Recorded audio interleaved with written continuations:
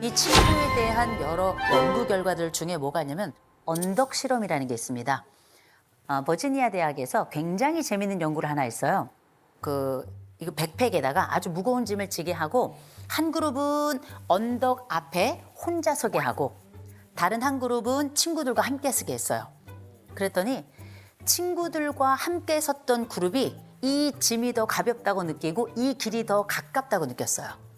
이게 참 재밌죠? 아직 넘지도 않은 길인데, 아직 가지도 않은 길인데 이 친구라고 하는 개념이 정말 정서적으로 이미 내 짐을 가볍게 만드는 아주 정신적인 중요한 역할을 하는 사람들이라는 거죠. 중요하지, 친구. 친구 얘기하면 벌써 둘 중에 하나예요. 눈이 반짝 뜨이거나 아니면 절로 한숨이 나오거나. 그래서 제가 먼저 여러분들께 먼저 여쭤보겠습니다. 두 분이 생각하는 친구의 기준이랄까? 혹시 그런 게 있을까요? 정말 살다 보니까 그렇지 않아요? 슬픈 어때요? 일은 같이 슬퍼해주기 너무 쉬운데 쉬운 것보다는 함께 슬퍼해주는데 근데 좋은 일 있을 때 진정으로 진짜 좋아하는 친구가 몇 명이 될까? 그러니까 뭔가 있잖아요. 약간 축하해 하는데 표정이 약간 그래 이런 거 있잖아요. 그게 느껴질 때 있어, 시기 질투가 깔려 있는 느낌. 나쁜 얘기하면 어머 어떡해 슬퍼해주고 막 같이 울어주니까 전 진정한 친구인 줄 알았어요. 근데 좋은 일 있을 때는 깎아내리고 너 옛날 생각해봐 막 이런 것들. 그래서 정말 진정으로 축하해주는 친구가 정말 기쁠 때나 진정한 친구 아닐까 생각이 들어요. 전 그런 기준으로 보고 있습니다. 그거 맞는 말인 것 같아요. 어때요? 저는 이제 진정한 친구의 기준은 제가 진짜 속상할 때 제가 진짜 자존심 상하는 말이 있을 수 있잖아요. 막 그런 말조차도 그냥 좀 이렇게 터놓을 수 있는 게 진짜 친구가 아닐까. 그리고 마지막에 그 말을 붙이죠. 너만 알고 있어. 중요한 거야. 너만 알고 있어. 아마 각자가 생각하는 친구는 이런 거야라는 나름의 정의가 있을 거예요. 그런데 우리가 최근에 이런 얘기들을 뭐 SNS를 통해서 하든지 강연 현장에서 하든지 아니면 유튜브를 통해서 하든지 이런 공개 강연을 하잖아요. 그러면 댓글이 붙어요. 친구고 나발이고 혼자가 편하다. 이게 가장 첫 번째 댓글입니다. 저는 그래서 이런 말씀을 드립니다. 살아가면서 어떠한 것이 나에게 중요한 것인지 얘기를 할 때 저는 이 관계력이 되게 중요하다고 생각하는데 생각해보면 요즘은 너나 할 것 없이 다 외롭다 말하잖아요. 우리나라 10명 있으면 그중에 4명이 외롭다 말합니다. 그런데 이런 외로움이 단순한 문제가 아니고요. 실제 우리가 외로움을 경험했을 때 우리 몸이 미치는 영향, 하루에 담배 15개 피 정도를 핀 정도의 효과를 낸다. 그만큼 악영향이라는 건데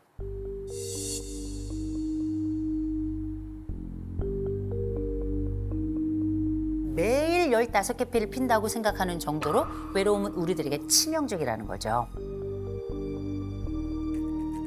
근데 이게 나이가 들면 들수록 내 외로움을 느끼는 지수는 더 높아집니다. 30대에는 한 30%가 외롭다고 느끼지만 벌써 60대가 넘어가면 42%가 넘어가요. 나이가 들수록 외로움을 더 크게 느끼는 게 사실이라서 진짜? 나이 들수록 이 깐부가 중요해진다. 좁더라도 깊은 관계를 요청하게 된다. 근데 우리가 친구가 몇 명일까 생각해보면 10손가락이 벗어나는 분들도 계시고 손가락이 채 하나가 접히지 않는 분들도 계세요. 영국의 문화인류학자 이름이 던바라는 사람이 있는데 도대체 사람들은 몇 명의 친구가 있을까? 또 몇 명까지 우리가 사람을 관리할 수 있을까? 찐친은 몇 명일까? 이런 것에 대한 연구를 한 게 있는데 한 사람이 관리 가능한 친구의 숫자가 150명 정도다. 라는 게 이제 던바의 수의 첫 번째고요. 그중에 찐친은 5명이다.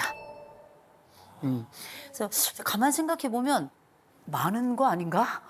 찐친이 5명이나 돼? 이런 분들도 계시고 나 이거보다 훨씬 많은데 이런 분들 계시죠? 한국 사람들은 그 숫자가 조금 달라요. 한국 사람들이 생각하는 평균 친구의 숫자는 몇 명인가? 10.3명입니다. 10명이 넘어요. 머릿속으로 그렇게 많아? 그죠? 나는 지금 뭐 하나가 좀 꼽힐까 말까 막 이런데 더군다나 돈 빌려가는 애는 또 빼야 되잖아요. 그래서 뭐 고민이 많아지는데 제가 재미있는 말씀 드릴까요?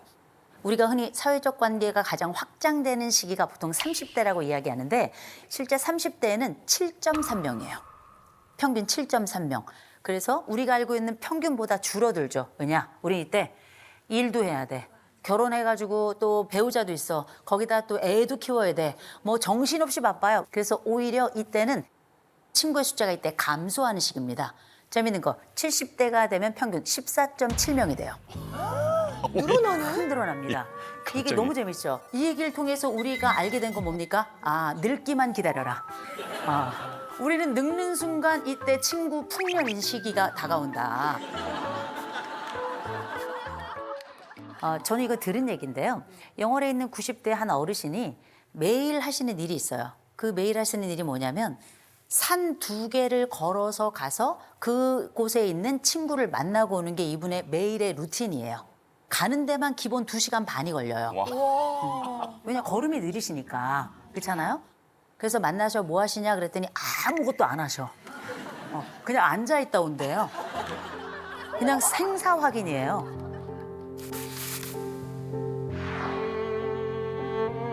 나와 함께 20대부터 만났던 그 친구를 70년째 그렇게 만나고 있는 겁니다.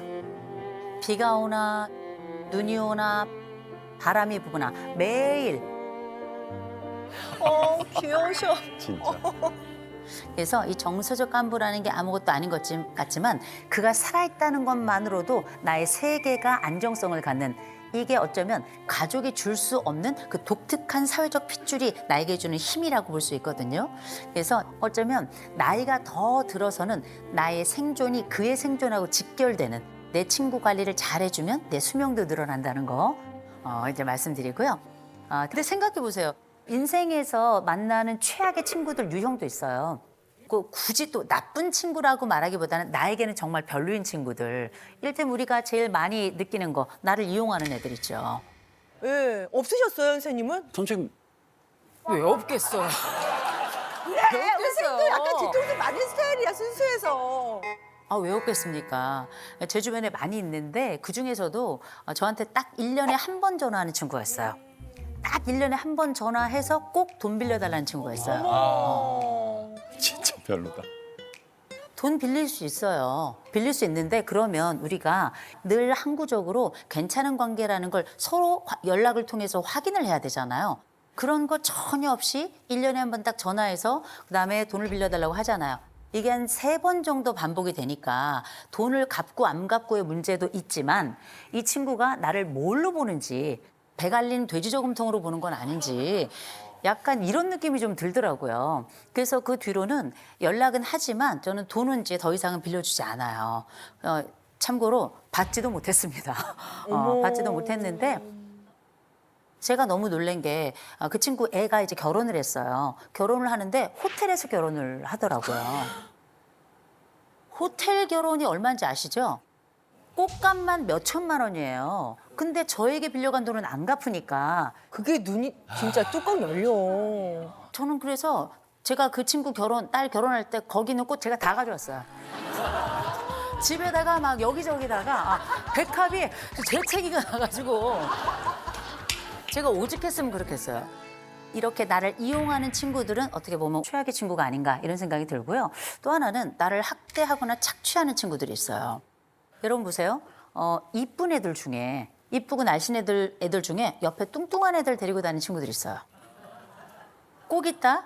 왜 저만 당한 경험이에요? 있어요. 아니 제 친구 중에 제가 왜 이런 얘기를 하는지 모르겠는데 아니 제 친구 중에 정말 얘는 지금 생각해도 예뻐요. 걔네 집 앞은 늘 남자애들이 문전성시해요. 저희 집은 그냥 개만 짖어요. 그런데 이 친구는 남자애들 만나러 갈 때 맨날 저를 데려가는 거예요. 그리고 딱 봐도 얘만 딱 빛나도록. 어머, 어떡해. 자기가 미팅을 주선하고 나머지는 다 못난이들 데리고 나가고, 그리고 우리는 못난이 역할을 하고 나서 아무도 애프터를 못 받고, 걔만 저희를 통해서 걔 연락처를 받은 제 파트너가 걔한테 연락하고. 어머, 어떡해. 이런 식으로 이게 3번, 4번 같이 미팅에 나가고 우린 폭탄이 되고 막 이런 상황이 되고 나니까 나중에는 얘가 우리를 이용하는구나. 뭐 이런 식으로 저도 많이 아팠습니다. 근데 이런 경우는 전형적으로 어쩌면 나르시시즘을 가지고 있는 아이들의 특징이기도 해요. 그러니까 기꺼이 친구들을 반복적으로 착취했겠죠. 3번째, 우리가 최악의 친구라고 생각하고 만나지 말아야 될 친구 중에 하나는 나의 모든 부탁을 다 거절하는 친구들이 있어요. 대부분의 사람들은 미안해서 거절을 잘 못해요. 10중 8구는. 그런데 내가 했던 모든 부탁에 대해 모두 다 거절을 한다? 걔는 나를 증오하는 애예요. 나를 싫어하거나 나를 우습게 하는 애인 겁니다. 그래서 무조건 밀어내고 무조건 싫다 말할 건 아니지만 한 번쯤은 이렇게 이 친구들이 어떤 친구들인가 생각해 볼 기회는 가져보면 좋겠다라는 차원에서 좀 말씀을 드린 거고요. 근데 한 가지 여러 얘기가 많이 있겠지만 제가 한 가지는 말씀드려야 될 것 같아요. 절교라는 걸 하죠. 교제를 끊는다. 절교한다 하더라도 꼭 기억하실 것. 말로 하지 말 것. 그 순간 원수가 됩니다. 원수는 보복의 대상이 되죠. 그래서 절교하고 싶은 친구가 있죠? 그냥 안 만나시면 돼요. 한 번 거절하고 두 번 거절하고 세 번 거절하면 눈치가 있는 사람이면 10중 8구 다음에 나랑 안 만나요. 그럼에도 불구하고 계속 만나자 그러는 건 목적이 있는 거예요. 뭐 돈을 빌릴 일이 있다든지 다른 목적성이 있는 거지 여러 번 거절하면 저절로 그 관계는 정리가 되는 거니까 굳이 내 입을 열어서 절교란 말은 안 하는 게 낫겠다라고 감히 말씀을 드립니다. 대신 우리가 인생에서 아무리 친하다 하더라도 하지 말아야 될 것도 있잖아요. 저는 하지 말아야 될 것들 중에 많이 있지만 제일 먼저 부정 유머는 쓰지 않도록 저는 꼭 권해드립니다. 부정 유머라는 게 뭐냐면 다른 친구, 이를테면 제가 영란 씨에게 제 친구를 소개해요. 영란 씨 제 친구예요. 얘가 제 친구들 중에 제일 못생기고 제일 뚱뚱한 애야. 유머야. 유머인데. 유머인데 별로야. 그럼 별로지. 만날 때마다 계속 이 친구를 놀잇감으로 삼는 거. 이건 좀 이제 별로 좋지 않은 거죠. 두 번째는 앞담화 뒷담화 안 돼요. 앞담화도 안 됩니다. 앞에서 내가 너 솔직히 말하니까 내가 너에게 얘기 말하는 거야. 근데 친구라도 마음 상해요. 그래서 웬만하면 앞담화도 하지 마시고요. 뒷담화는 당연히 안 됩니다. 그리고 또 한 가지, 우리 정말 친한 친구들 오래 유지하고 싶으면 비밀 얘기하지 마세요. 그래. 그래. 그러니까 나 너만 알고 있어야 돼? 근데 다음날 영철이가 알면 너야? 그렇죠? 이 세상에 비밀은 없어요. 왜? 그 친구가 자기 배우자에게만 얘기해. 근데 그 배우자한테 한 얘기를 그 아내는 또 다른 아주 절친 영혼의 친구에게 이야기해. 그럼 어떻게? 이제 우리는 5,300만이 다 아는 거예요. 그래서 친한 친구들끼리 얘기하다 보면 또 다른 사람들의 비밀을 나도 모르게 흘릴 수가 있습니다. 근데 그것도 또 다른 보이지 않는 내 친구의 영혼에 상처를 내는 행위라는 거 꼭 기억하시고 비밀은 그냥 무덤까지 가져가시기를 권해드려요. 그래서 우리가 가만 생각해 보면 그래도 저래도 내가 먼저 좋은 친구가 돼야 그도 나에게 좋은 친구가 되는 거잖아요. 전 좋은 친구 되려면 조용필이 필요하다 생각합니다. 조용필 씨가 왜 우리에게 좋은 친구가 되기 위한 좋은 조건인가? 얼마 전에 우리가 사랑하던 배우 안성기 씨가 돌아갔습니다.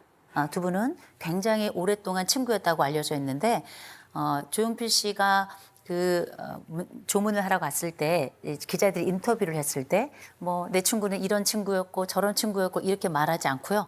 정말 짧게 그 친구에 대한 사랑을 얘기하더라고요. 성기야 곧 만나자. 정말 좀 가슴이 너무나 뭉클했습니다. 우리가 조용필이라는 분을 통해서 친구의 개념을 확인할 수 있습니다. 첫 번째, 조건 없이 수용합시다. 이 친구가 실패의 순간에 내게 다가와도 미안하다고 용서를 구하는 시점에라도 우리 그냥 조건 없이 받아줬으면 좋겠어요. 왜? 그 친구가 중요한 게 아니라 내가 그에게 좋은 친구가 되는 게 중요하기 때문입니다. 두 번째는 용기 있게 다가갔으면 좋겠어요. 때로는 내게 연락이 없는 친구라도 내가 좋은 친구가 먼저 되는 게 중요하다면 가끔 문자도 하세요.